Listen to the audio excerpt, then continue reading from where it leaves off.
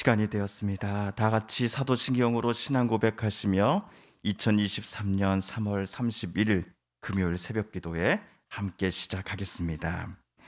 나는 전능하신 아버지 하나님 천지의 창조주를 믿습니다. 나는 그의 유일하신 아들 우리 주 예수 그리스도를 믿습니다. 그는 성령으로 잉태되어 동정녀 마리아에게서 나시고 본디오 빌라도에게 고난을 받아 십자가에 못 박혀 죽으시고 장사된 지 사흘 만에 죽은 자 가운데서 다시 살아나셨으며 하늘에 오르시어 전능하신 아버지 하나님 우편에 앉아 계시다가 거기로부터 살아있는 자와 죽은 자를 심판하러 오십니다. 나는 성령을 믿으며 거룩한 공교회와 성도의 교제와 죄를 용서받는 것과 몸의 부활과 영생을 믿습니다. 아멘. 오늘 우리 함께 읽을 기록된 하나님 말씀 민수기 제34장 16에서 29절까지의 말씀입니다. 구약 255쪽경에 있는 민수기 제34장 16에서 29절까지의 말씀 오늘 우리 함께 읽고 묵상합니다. 여호와께서 또 모세에게 말씀하여 이르시되 너희에게 땅을 기업으로 나눌 자의 이름은 이러하니 제사장 엘르아살과 눈의 아들 요아수아이니라.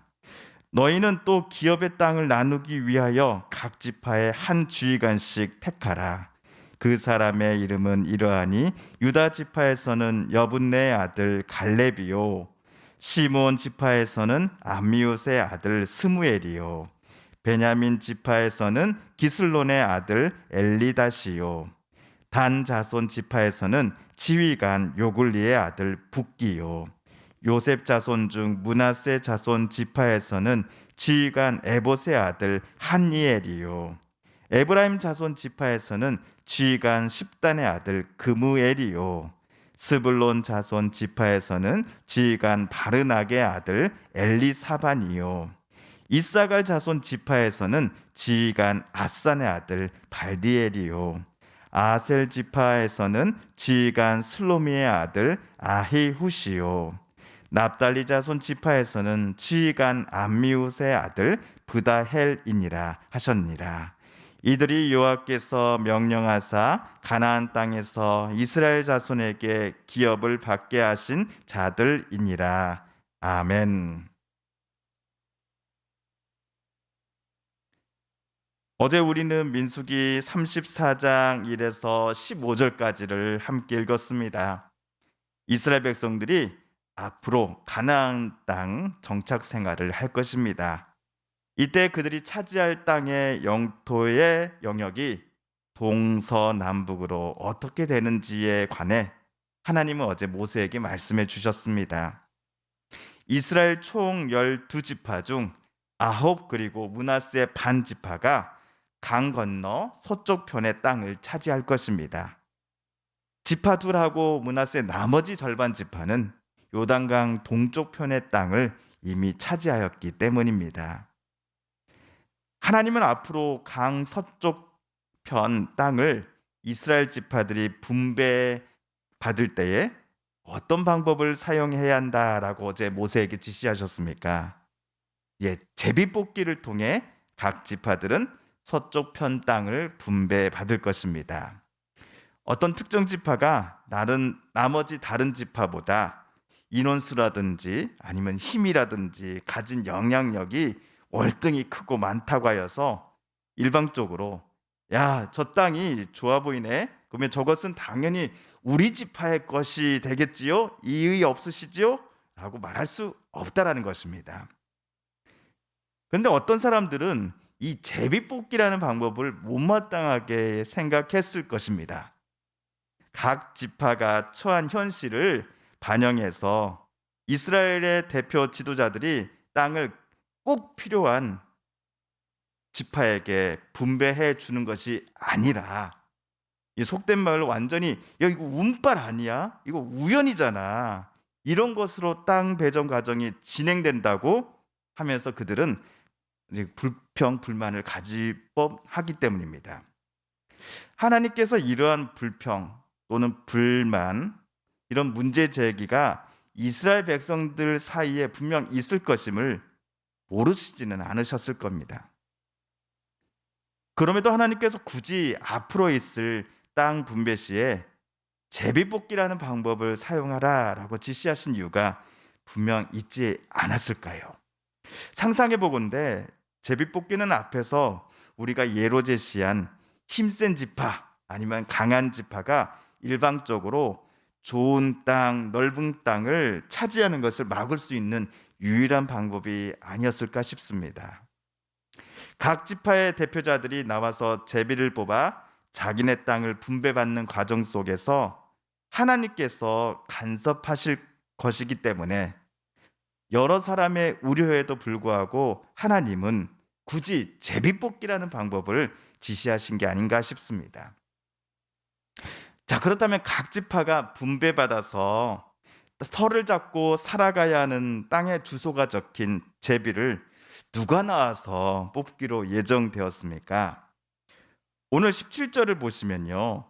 제비뽑기 과정의 총 책임자와 운영자로서 하나님은 제사장 엘르아살 그리고 눈의 아들 여호수아를 지명하십니다.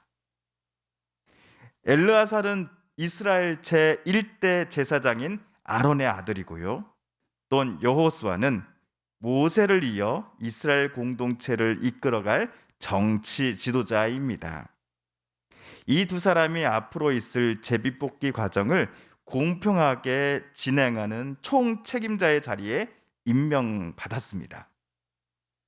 자, 그렇다면 이스라엘 12지파에서 대표가 되어서 여호수아와 엘르아살 앞에서 제비를 뽑을 사람들이 18절 이하에 소개되어 있습니다. 먼저 유다 지파는 여분네 아들 갈렙입니다. 갈렙은 지난번 12명의 정탐꾼 중에서 여호수아와 함께 가나안 땅으로 어서 나아가십시다. 하나님만을 신뢰하며 우리는 그 땅을 차지할 수 있을 것이니 어서 빨리 갑시다 라고 정탐 보고를 했던 사람입니다. 하나님은 여호수아와 갈렙을 빼고는 출애굽 1세대 중 20살 이상의 사람들은 절대로 가나안 땅에 들어갈 수 없다라고 말씀하셨지요. 당시 이스라엘 공동체 대부분이 하나님의 약속 또 하나님의 권능과 인도하심을 불신하고 있을 때 갈렙과 여호수아만이 하나님을 신뢰하였습니다. 오늘 제비 뽑는 과정의 전체 책임자 중 한 명으로 여호수아를 또한 유다 지파의 책임자로는 갈렙을 지명하셨을 때에 그 근거가 도대체 무엇이었을까요?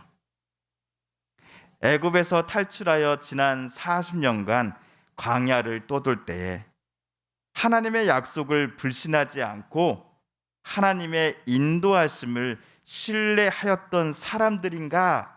라는 근거를 가지고서 하나님은 각 지파의 대표자를 찾으셨고 지명하셨을 것입니다.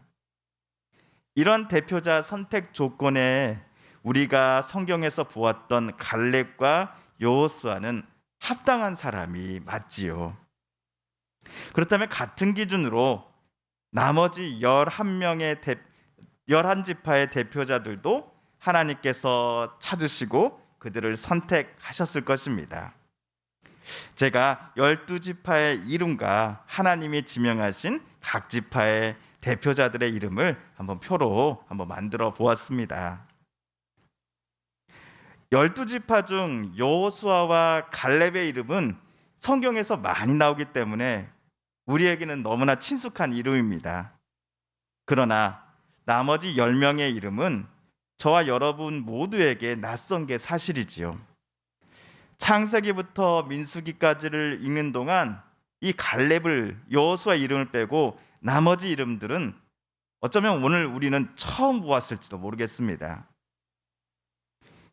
이들 11명의 이름은 여호수아와 갈렙처럼 유명한 사람들이 아닙니다. 어쩌면 성경을 쓴 사람도 이들 사람들에 대해 지금까지 별로 관심이 없었을지도 모르겠습니다. 그러나 하나님은 이들 갈렙을 뺀 나머지 11명의 신실함을 잘 알고 계셨기에 그들을 제비뽑기 현장의 각 지파 대표자로 친히 지명하시지 않았을까요? 사람들은 몰라줘도 하나님은 사람의 중심을 관찰하시는 분이시기에 갈렙을 뺀 이들 10명의 속사람이 하나님을 향해 온전히 맞춰져 있다라는 것을 하나님은 분명히 알고 계셨을 것입니다. 마찬가지로 우리가 진실하게, 신실하게, 또한 거룩하게 살아가려고 할 때에 사람들은 몰라줘도 하나님은 분명 우리의 중심을 아십니다. 세상은 악해져 가고 다들 자기들의 욕심과 이익에 따라서만 살아가고자 할 때에 우리가 하나님의 마음을 품고 그리스도를 닮아가고자 성령의 사람이 되고자 하는 것을 하나님은 참으로 기뻐하시며 우리들에게 복과 은혜를 하나님은 주실 것입니다.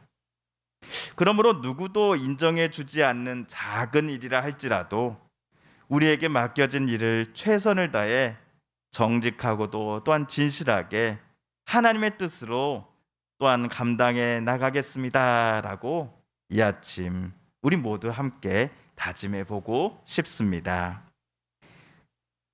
주님께서 가르쳐 주신 기도를 드리며 오늘 말씀 묵상을 모두 마칩니다.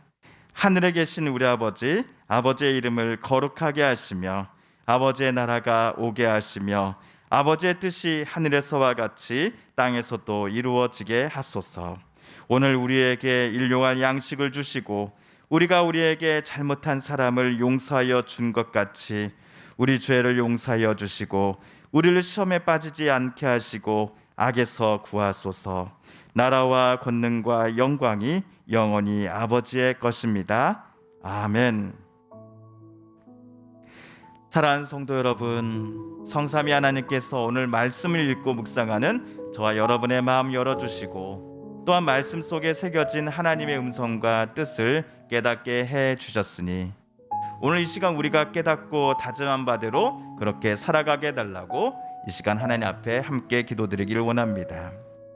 우리 성도님들과 또한 가족분들 중에 또 이웃분들 중에 하나님의 고쳐주심 또 하나님의 치료하여 주심과 회복시켜 주심을 놓고 간절히 기도하는 분들이 계십니다.